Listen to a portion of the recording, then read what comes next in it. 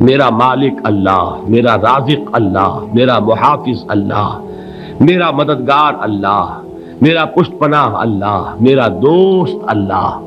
یہ دوستی ہے اللہ کی جو لب لباب ہے، حاصل ہے ایمان کا، اسی کا نام ولایت ہے۔ اولیاء اللہ کے سروں پر سینگ نہیں ہوتے، جس کے دل میں ایمان راسخ ہو چکا ہو وہی اللہ کا ولی ہے، جسے اللہ پر یقین ہو چکا ہے وہی اللہ کا ولی ہے، جسے یقین ہے اللہ میرے ساتھ ہے، میرا مددگار، میرا پشت پناہ، میرا ساتھی، میرا دوست، میرا محبوب، میرا محب۔ اللہ اہل ایمان سے محبت کرتا ہے۔ واللہ یحب الصادقین، ان اللہ یحب الذین یقاتلون فی سبیلہ صفا کانہم بنیان مرصوص۔ اللہ محبت کرنے والا، اہل ایمان محبوب، اور اہل ایمان محبت کرنے والے اللہ محبوب۔ والذین آمنوا اشد حبا للہ۔ آپ تصور کیجئے جسے یہ رشتہ ایمان یا رشتہ ولایت حاصل ہو جائے، الا ان اولیاء اللہ لا خوف علیہم ولا هم یحزنون، آگاہ ہو جاؤ، اللہ کے دوستوں کے لیے نہ کوئی خوف ہے نہ کوئی حزن ہے۔ اور میں بیان کر چکا تھا، خوف اور حزن کے خاتمے ہی کا نام امن ہے۔ زوال خوف، زوال حزن۔ یہ خوف اور حزن کیوں آتے ہیں بار بار؟ اللہ تخافوا ولا تحزنوا، دونوں آ گئے۔ الا ان اولیاء اللہ لا خوف علیہم ولا هم یحزنون، پھر وہی دو۔ وہ کیوں ہے؟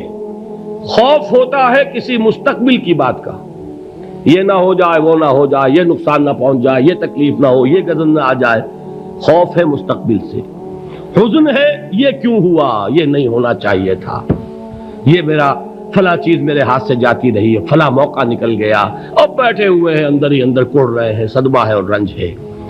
اور جو اللہ پر ایمان رکھتا ہے وہ جانتا ہے ما اصاب من مصیبت فی الارض ولا فی انفسکم الا فی کتاب من قبل ان نبرأها ان ذلک علی اللہ یسیر لکی لا تعصوا علی ما فاتکم ولا تفرحوا بما آتاکم واللہ لا یحب کل مختال فخور۔ اس زمین میں یا تمہاری جانوں میں کوئی تکلیف، کوئی مصیبت نہیں آ سکتی سوائے اس کے کہ جو اللہ نے لکھ دی ہو، اس سے پہلے کہ وہ ظاہر ہو۔ جس کو یہ حقیقت معلوم ہو گئی اس کو یہ طرز عمل اختیار کرنا چاہیے، جو چیز چھن جائے، جاتی رہے، چھوٹ جائے، اس پر افسوس نہ کرو۔ کس نے چھینی؟ دوست نے۔ دوست کے فیصلے پر شکایت، دوستی کو بٹا لگا رہے ہو، سرے تسلیم خم ہے جو مزاج یار میں آئے۔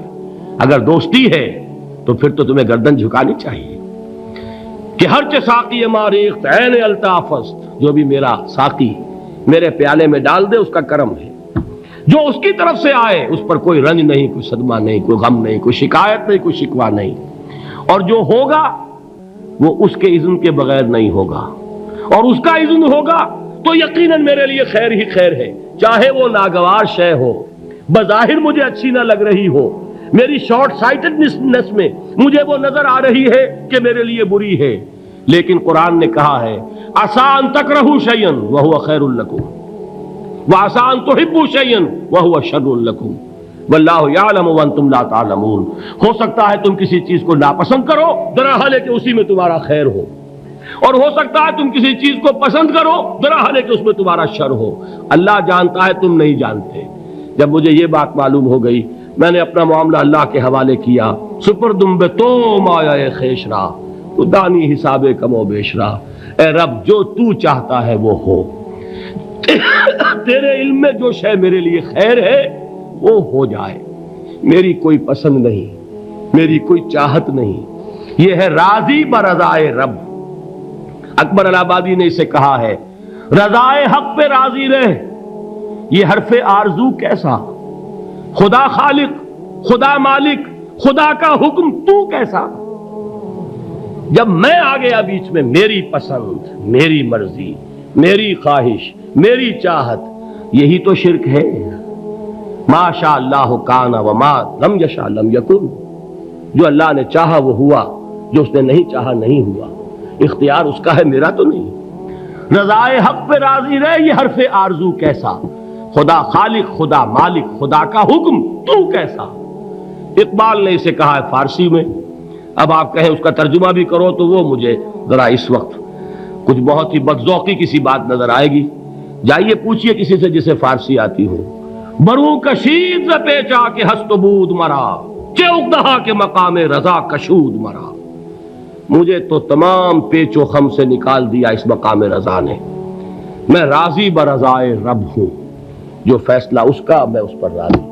تو کہاں کا حزن اور کس کا خوف؟ یہی زوال حزن اور زوال خوف، یہی ہے امن، یہ نتیجہ ہے ایمان کا۔